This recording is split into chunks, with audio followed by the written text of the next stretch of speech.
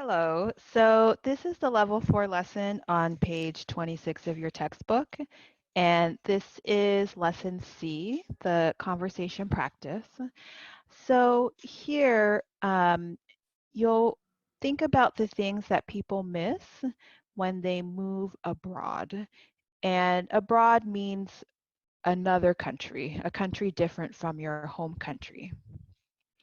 So after you've thought about this, you can go to the listening. And this is a conversation between Hilda and David. I'll play it one time, but rewind the video and play as many times as you need. Page 26, Lesson C. To be honest. 1. Conversation strategy. Sounding more direct. B. Listen. What would David miss if he left Brazil?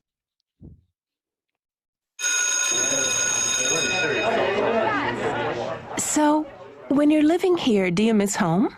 I don't miss too much, to be honest. I miss my family, of course. Right. But I definitely don't miss the food. I miss my family. That's about it. So, if you went back home, would you miss lots of things about Brazil? Oh, yeah. I'd absolutely miss the food here. Yeah. But actually, I think the biggest thing would be, it would be weird for me to live in a country where I knew the language already, where all I have to do is work. I just don't see a challenge in that. You know, here, every day is a challenge speaking the language. Uh-huh. In fact, living back home would be boring, I think. I honestly don't know what I'd do. Okay, so in this conversation, there are ways that David is adding emphasis or being more assertive. So some of these expressions are highlighted in this box here. Absolutely, definitely, really. So you can take a moment to find where he uses these words in the conversation. So here he says definitely, absolutely, actually. And these are phrases that you can also use when you are trying to add emphasis to your opinion. So here for part D, you will you can write them here on the side or in your notebook. You'll rewrite these statements to make them more direct, and you'll use these words to make them more assertive. So take a moment to write out your sentences, and when you're ready to check the answers, continue to play the video.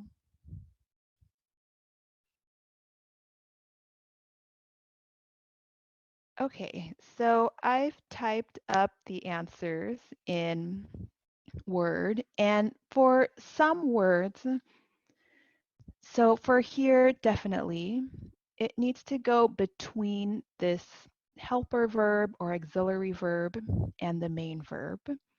With in fact, you can choose. You can have it at the beginning of the sentence or the end. Certainly and really. You can see certainly here goes before this helper or auxiliary verb, whereas really goes between the helper and the main verb. Actually, you can choose where to go. It can go right before the main verb, or you could put it at the end of the sentence. Similarly with to be honest, to tell you the truth, these can go before your sentence or at the end, and the same with honestly. So if you have any question on the word order of these phrases, let me know. And let's go to the next page, which is practice responding using the phrase of course. So this usually means that whatever your conversation partner is saying is not surprising, or it's what you'd expect. So David is living in another country, so the fact that he misses his family, that's not very surprising. So he'll say, of course. When you want to be careful when you are saying of course as an answer, because if you say it the wrong way, it can sound rude or abrupt. So if I say, I really miss my family, and you say, "Ugh, of course," then I feel like I've said something stupid. And you are saying, well, everyone knows that. You don't need to say it. So just be careful that when you say, of course, as an answer, that you have a friendly tone. So the next part is conversation practice. And for each of these questions, you will choose which response is more polite. So take a moment to pause the video, choose your answer, and then we'll check when you're ready.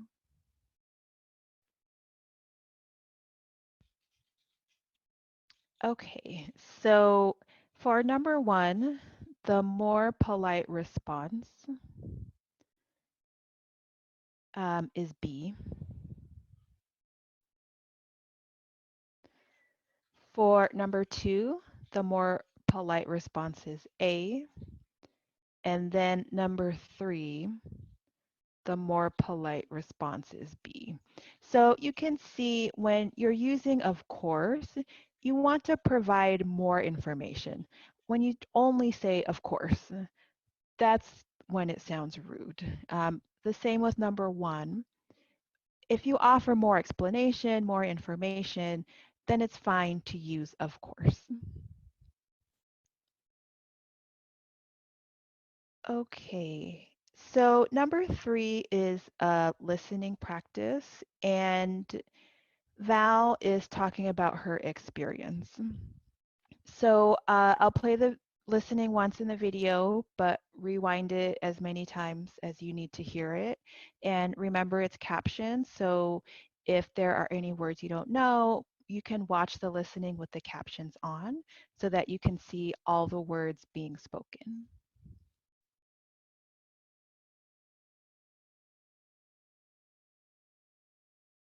Page 27.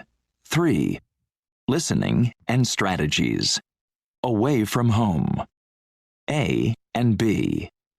Listen to Val talk about her experience. So how do you like being an exchange student, Val? Well, to be honest, it was kind of hard at first. I mean, it's so different here.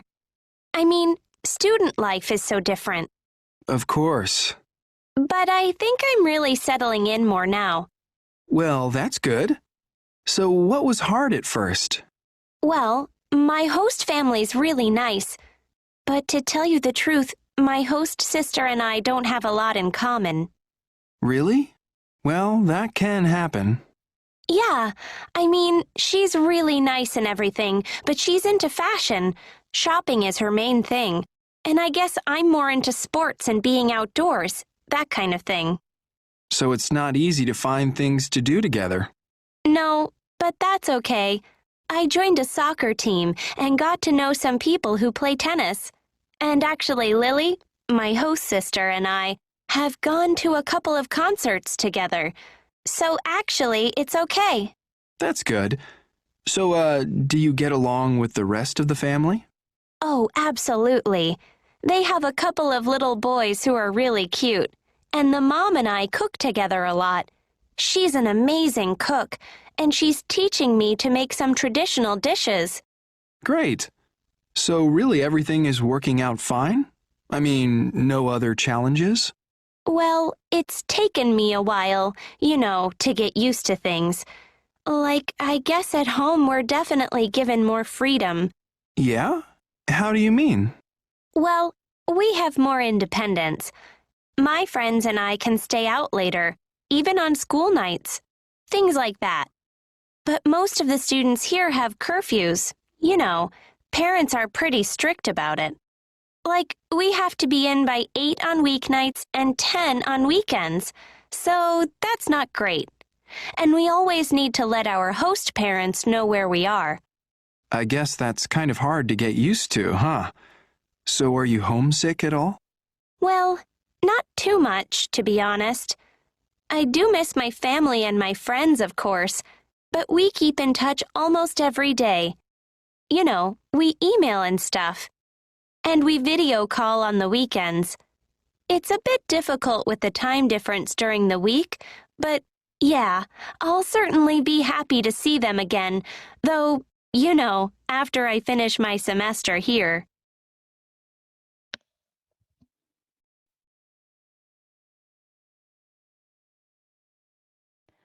Okay, so if you need to listen again, listen again.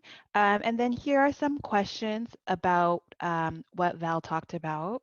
So after you've listened 1 or 2 times, take a moment to write your answers either here in the textbook or your notebook.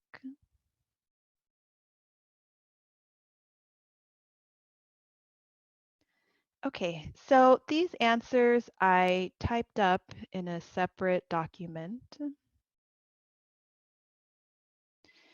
So you can check to see that you have similar answers.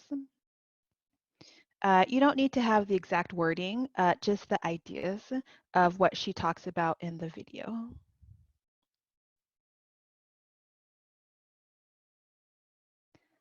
Okay, so if you need to listen again, and then here you'll check what would Val's friend say about her experience. So basically out of these 5, which are true. So take a moment to read, check which sentences are true, and then we'll go over the answers when you're ready.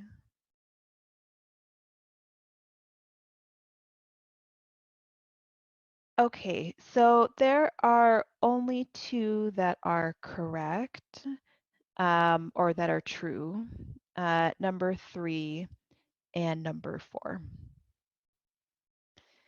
Okay, and then the last activity, these are things that you can think about for when we meet on Zoom. Think about a time that you were away from home. So you can talk about who and what you missed, and then how you kept in touch with the people back home. So think about this and have an answer ready for when we next meet. That's all there is for this lesson. So have a good day, and I'll talk to you later. Bye-bye.